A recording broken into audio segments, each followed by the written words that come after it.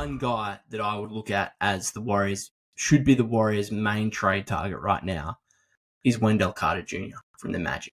There's been enough speculation around him, even going back to before the trade deadline, that he could be gettable. Now, how realistic that is, we don't know. But again, there's been enough speculation to suggest that you could call up Orlando and they'd have a conversation with you, I would imagine. Now, whether that leads to anything, who knows? And of course, what I said on last episode is the Warriors need to, with these smaller scale deals, if they are to make one, they have to make one knowing that it doesn't compromise their ability to land a star level player in the future, right? Whether that is start of next season, just before the trade deadline, next offseason, whenever it may be.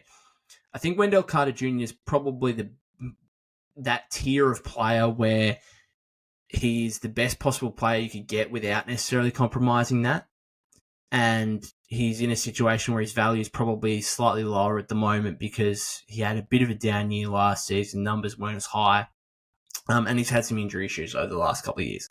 And so therefore, maybe you can get him at a slightly lower price than what his actual value as a player can be when he's up and running, and what his value specifically could be to the Warriors. As he's not Lauri Markkanen, but he's a strong starting center who is more than capable of shooting the ball from deep. He's 37.4% from three-point range last season, 35.6%. Nowhere near the three-point shooter Lauri Markkanen is. We're not saying that, but he does give you that optionality of having that front court spacing that the Warriors don't currently have. And if you look at some of his numbers, so 11 points last season, 6.9 rebounds, 52.5% shooting from the floor, 37.4% from three, as I said. Year before that, 15.2 points, 8.7 rebounds, 2.3 assists, 52.5% shooting from the floor, 35.6% from three-point range. Just an aside on this. This is one of the most incredible things I think I've ever seen in terms of statistics. Wendell Carter Jr. has shot exactly 52.5% from the floor in each of his last 3 years. Have we ever seen that? Have we ever seen a player he's played more than 50 games in all 3 years, like legitimate sample size? Have we seen a guy shoot the exact same percentage from the floor in 3 straight years, down to the first decimal?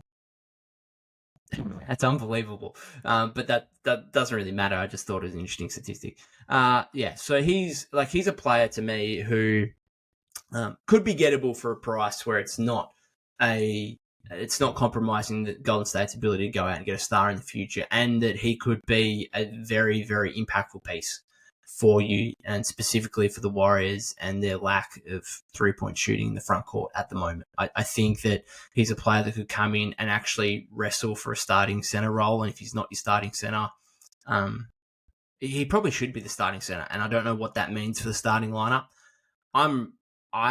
I personally think they should consider bringing Draymond off the bench next season. And that'd be controversial to some. I think there's a real argument for it in terms of being able to preserve his body and not asking him to play starting center for 82 games next season, while also having the ability to start Kuminga.